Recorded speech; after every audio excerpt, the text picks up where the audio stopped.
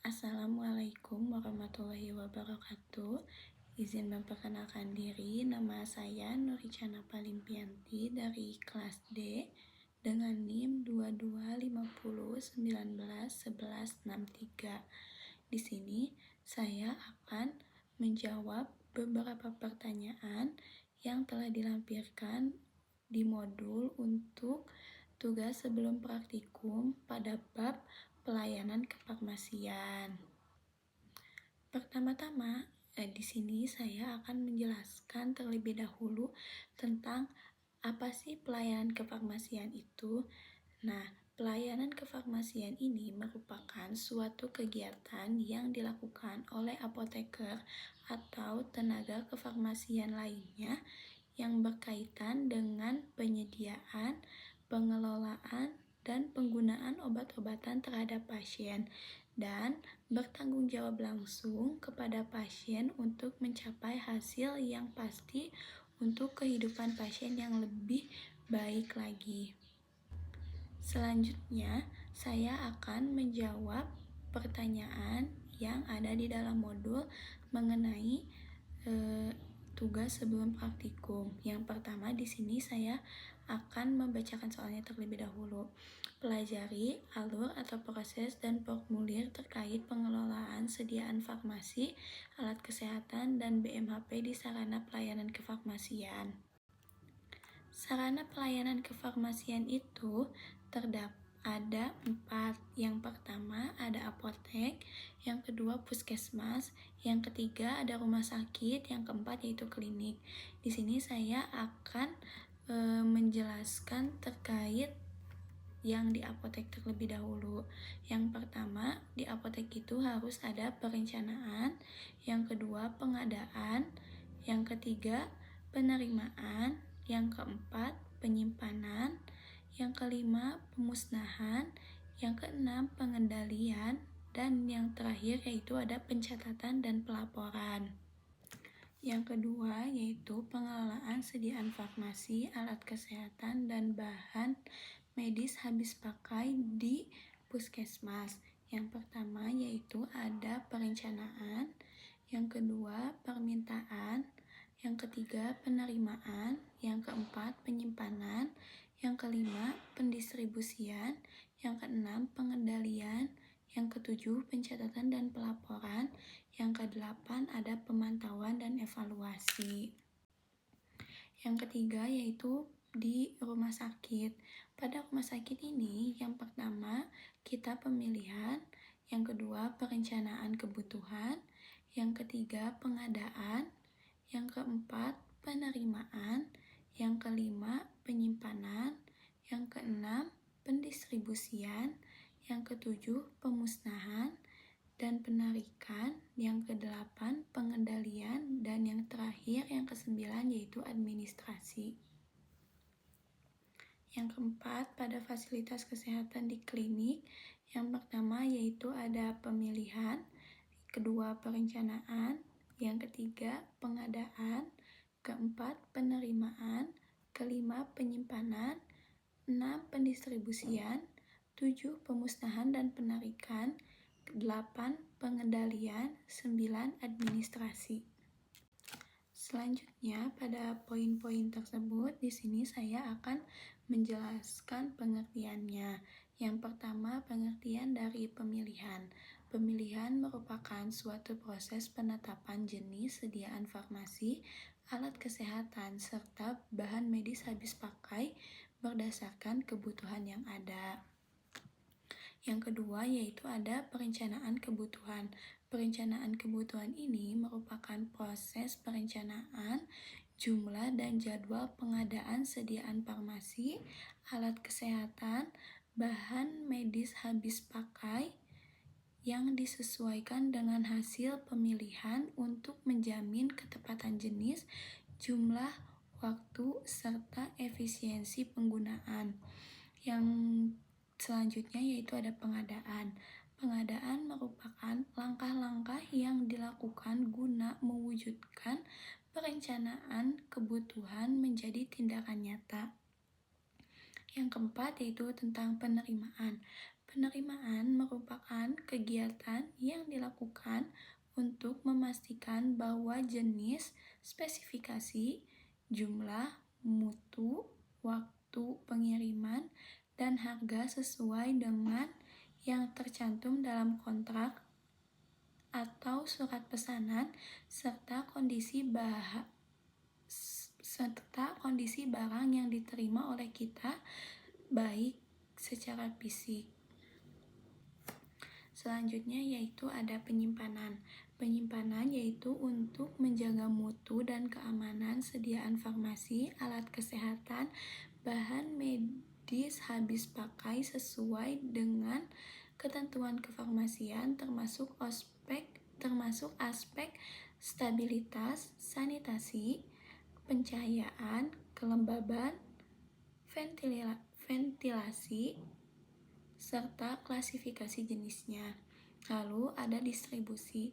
Distribusi ini mencakup suatu proses penyerahan sediaan farmasi, alat kesehatan, bahan medis habis pakai dari gudang ke penyimpanan ke unit, layanan atau pasien sambil memastikan kualitas, kestabilan, kesesuaian jenis dan jumlah, serta ketetapan waktu tetap terjaga. Lalu ada pemusnahan dan penarikan. Penanganan sediaan farmasi, alat kesehatan, dan habis pakai yang tidak layak pakai wajib dilakukan sesuai aturan hukum yang berlaku. Pengendalian. Pengendalian merupakan mengenai tipe dan kuantitas stok, serta pemanfaatan sediaan farmasi, alat kesehatan, dan bahan medis habis pakai. Yang terakhir yaitu poin administrasi. Administrasi itu apa sih? Administrasi dilakukan dengan tertib dan terus-menerus untuk mempermudah pelacakan kegiatan yang telah dilaksanakan. Ruang lingkup administrasi ini mencakup yaitu pencatatan, pelaporan keuangan, dan penghapusan. Tugas praktikum nomor 2 yaitu pelajari penulisan resep yang benar. Kata resep ini berasal dari gabungan pre, sebelum, dan skrip tulisan yang secara istilah merujuk pada instruksi tertulis sebagai pedoman dalam pemberian obat kepada pasien. Resep ini dibuat oleh dokter setelah sesi konsultasi dan diberikan kepada apoteker untuk diproses. Lalu, resep obat merupakan permintaan tertulis dari dokter atau dokter gigi kepada apoteker dalam bentuk kertas atau elektronik yang berisi instruksi penyediaan dan penyerahan obat kepada pasien sesuai dengan ketentuan dan peraturan yang sedang berlaku. Agar obat dapat diberikan dengan benar dan tepat sasaran, maka penulisan resep ini harus mengikuti kaidah dan format yang benar. Oleh karena itu, penting bagi resep ditulis secara benar dan jelas. Jika resep itu tidak jelas, maka kita harus melakukan konfirmasi terhadap dokter apakah obat yang kita siapkan ini sudah benar atau belum.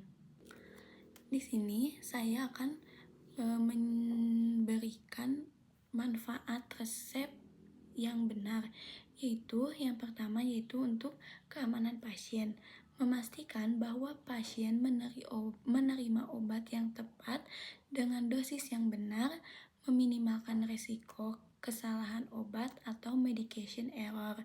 Lalu ada efektivitas terapi.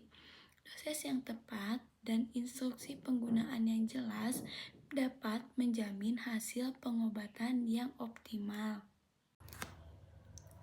Pada bagian-bagian resep di sini yang pertama yaitu ada identitas dokter dan tempat praktik. Di dalam tersebut ada nama dokter, SIP, alamat tempat praktik, dan tanggal penulisan resep.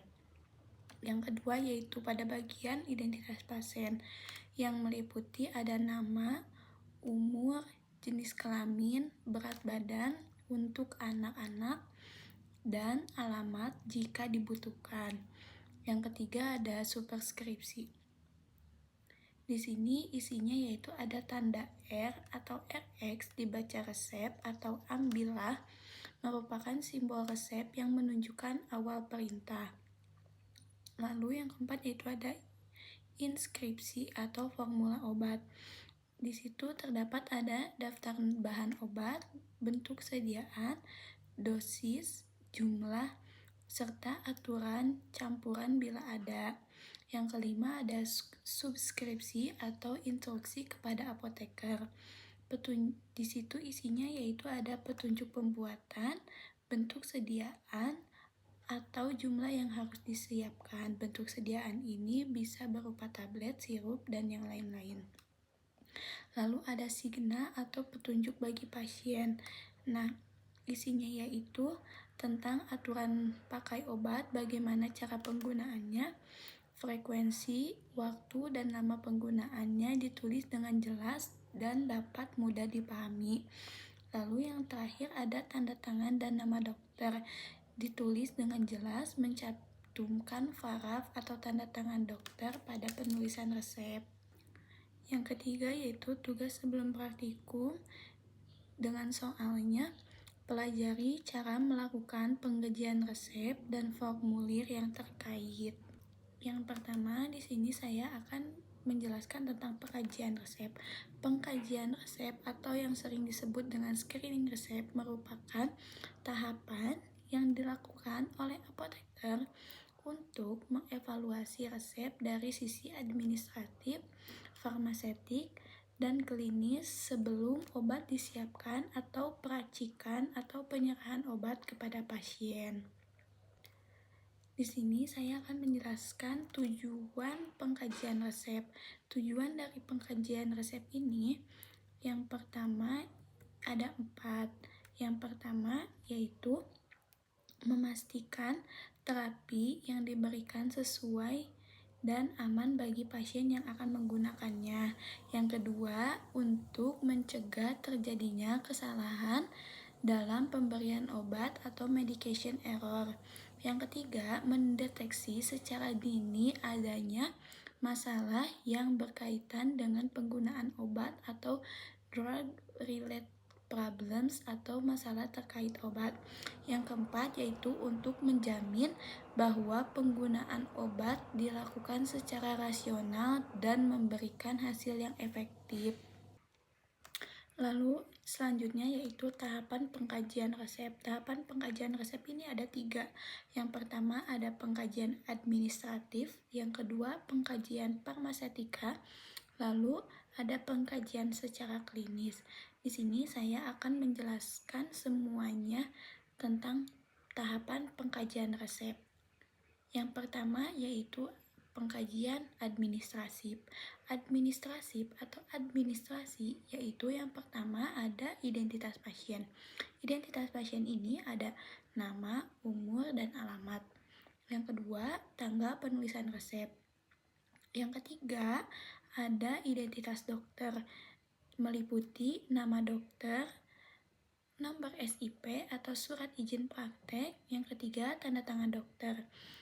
Lalu ada informasi obat. Informasi obat ini ada nama obat, bentuk sediaan obat, kekuatan atau dosis yang diberikan, jumlah obat, dan ada aturan penggunaan atau cara pakainya. Yang kelima yaitu ada kejelasan tulisan, yaitu dengan tidak ada coretan, tulisannya jelas dan terbaca. Ada pengkajian farmaseutik. Pengkajian farmaseutik ini ada 5. Yang pertama yaitu ada bentuk sediaannya sesuai dengan indikasi. Misalnya ada tablet, sirup, injeksi, dan salep. Yang kedua yaitu kompatibilitas bahan obat, terutama jika obat diracik dalam satu sediaan. Yang ketiga, stabilitas obat. Nah, stabilitas obat ini tidak mudah rusak atau berubah sifatnya bila obat dicampur atau diracik dengan obat yang lain. Yang keempat yaitu ketepatan dosis. Dosis sesuai dengan kekuatan dan bentuk sediaan. Jadi dosis ini jika tidak sesuai dengan dosis atau melebihi, maka obat tersebut akan menjadi racun atau menjadi toksik. Yang kelima yaitu label dan kemasan. Label dan kemasan ini harus sesuai dan memadai untuk menjaga mutu serta keamanan obat. Untuk kemasan dibuat semenarik mungkin agar obat tersebut bisa menarik orang lain, bisa banyak yang membelinya. Yang ketiga yaitu ada pengkajian klinis. Pengkajian klinis ini yang pertama yaitu harus tepat indikasinya. Obat yang diresepkan harus sesuai dengan diagnosis atau kondisi klinis pada pasien yang mengalaminya. Yang kedua yaitu tepat obat. Jika tidak terdapat duplikasi terapi atau obat yang memiliki kontraindikasi, jadi obat ini jika diracik, maka obat tersebut tidak akan memberikan efek samping kepada pasien yang akan menggunakan obat tersebut. Yang ketiga, tepat dosis. Dosis sesuai dengan usia, berat badan, dan fungsi organ pasien.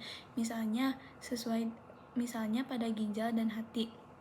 Yang keempat yaitu tepat rute dan frekuensi pemberian.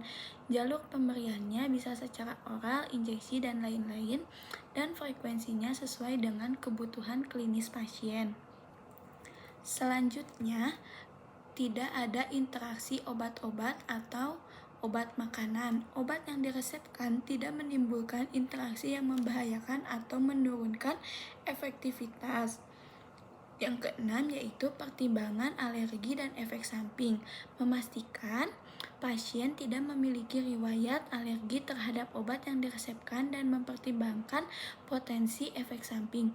Jadi, jika pasien mengalami alergi, maka obatnya harus diganti.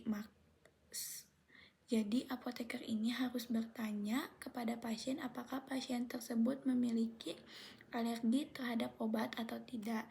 Yang ketujuh yaitu kepatuhan dan keterjangkauan pasien. Obat yang diresepkan sebaiknya mudah diakses, terjangkau, dan tidak menyulitkan pasien dalam penggunaannya. Pada tugas sebelum praktikum nomor 4 yaitu tentang pelajari masalah terkait obat. Kesalahan pengobatan adalah suatu peristiwa yang dapat dicegah dan beresiko dapat menyebabkan penggunaan obat yang tidak tepat atau membahayakan pasien selama menjalani pengobatan. Masalah pengobatan obat yang tidak tepat atau drug-related problems atau DRPS berpotensi menurunkan kualitas hidup, memperbesar risiko perawatan yang lebih lama di rumah sakit, dapat menambah biaya yang menjadi lebih mahal, dan meningkatkan angka kesakitan serta kematian. DRP atau Drug-Related Problems dapat diidentifikasi ketika terjadi dua hal, yaitu yang pertama, ketika pasien mengalami efek yang merugikan seperti keluhan medis, gejala penyakit, diagnosis tertentu, atau gangguan fungsi yang disebut disabilitas akibat kondisi psikologis, fisiologis, serta sosial budaya atau ekonomi. Yang kedua yaitu kejadian tersebut memiliki hubungan dengan pengobatan yang sedang dialami oleh pasien tersebut. Terdapat masalah yang dapat ditemukan antara lain yang pertama yaitu ada indikasi tapi tidak diberi terapi. Jadi, pasien memiliki diagnosis yang jelas dan membutuhkan obat namun tidak diberikan terapi. Catatan, jika semua keluhan atau gejala harus diobati dengan obat, terapi non-farmakologis juga bisa menjadi pilihan. Yang kedua yaitu pemberian obat tanpa indikasi. Pasien mendapatkan obat yang sebenarnya tidak dibutuhkan karena tidak ada indikasi medis yang mendasari. Yang ketiga yaitu pemilihan obat tidak tepat. Obat yang diberikan bukan pilihan terbaik untuk kondisi pasien. Contohnya, bukan lini pertama, tidak cost efektif atau memiliki kontraindikasi. Yang keempat yaitu dosis terlalu tinggi. Jika dosis yang diberikan melebihi kebutuhan sehingga meningkatkan resiko efek samping atau toksisitas. Yang kelima yaitu dosis terlalu rendah. Jika obat yang diberikan dalam jumlah yang tidak memadai atau dosisnya terlalu rendah sehingga obat tersebut tidak akan memberikan efek terapi yang diharapkan. Yang keenam yaitu reaksi obat yang tidak dikehendaki atau ROTD. Pasien mengalami efek samping, alergi, atau reaksi negatif lainnya akibat penggunaan obat. Yang ketujuh, yang terakhir yaitu ada interaksi obat. Terjadi interaksi antar obat atau antara obat dengan makanan yang dapat mengurangi efektivitas atau bisa meningkatkan resiko efek samping terhadap pasien yang menggunakan obat tersebut. Pada tugas sebelum praktikum nomor 5 yaitu mempelajari swamedikasi dan tata laksananya. Yang pertama, di sini saya akan menjelaskan tentang apa sih swamedikasi itu. Swamedikasi adalah upaya pengobatan sendiri yang dilakukan oleh individu untuk menangani keluhan atau gejala penyakit ringan tanpa resep dokter dengan menggunakan obat bebas atau suatu obat bebas terbatas. Kegiatan ini merupakan bagian dari pengobatan mandiri atau self-care. Tujuan dengan melakukannya swamedikasi ini ada 4. Yang pertama yaitu untuk meredakan gejala penyakit ringan secara cepat. Yang kedua, mengurangi beban layanan kesehatan. Yang ketiga, meningkatkan kemandirian masyarakat dalam menjaga kesehatan. Dan yang terakhir yaitu untuk menghemat waktu dan juga menghemat biaya yang akan dikeluarkan. Di sini saya akan menjelaskan tentang keluhan-keluhan yang dapat diatasi dengan swamedikasi. Yang pertama yaitu sakit kepala ringan. Yang kedua, demam. Ketiga, batuk. 4, nyeri otot ringan. Yang kelima, diare akut ringan, MAH atau dispepsia ringan. Yang terakhir yaitu luka luar ringan. Obat-obat yang digunakan untuk swamedikasi yang pertama yaitu ada obat bebas. Nah, obat bebas ini sangat aman dan tersedia luas. Logonya yaitu warna hijau dan ada lingkaran hitamnya. Yang kedua, obat bebas terbatas.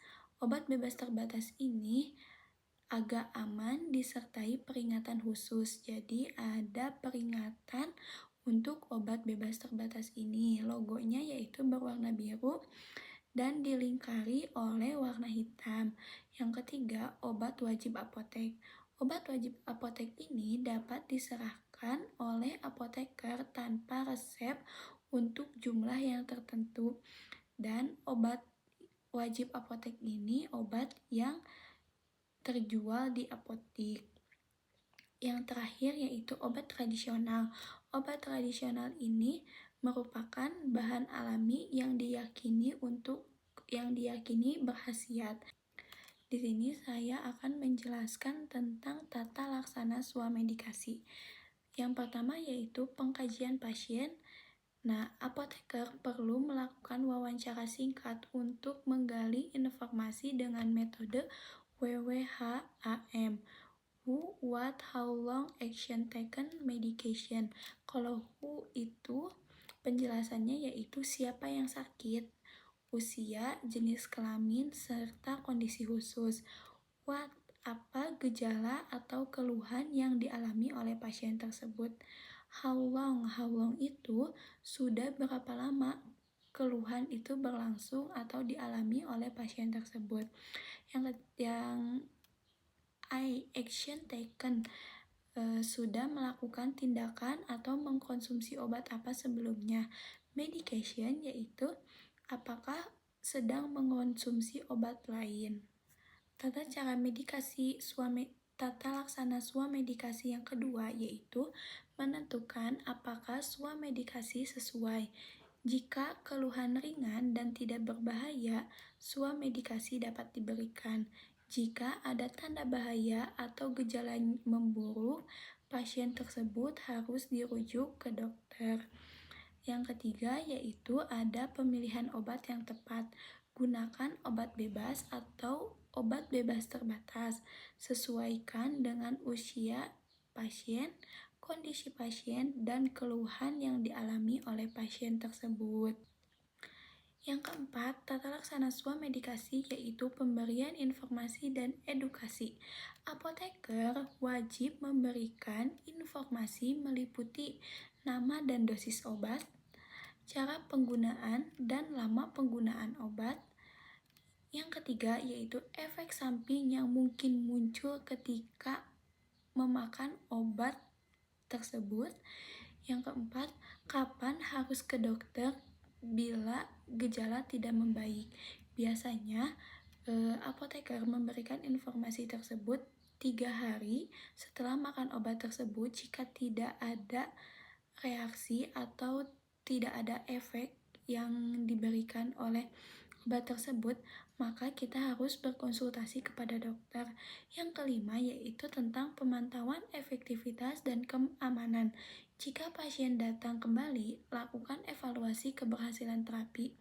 Bila tidak membaik dalam waktu wajar, biasanya 3 hari, rujuk ke fasilitas kesehatan.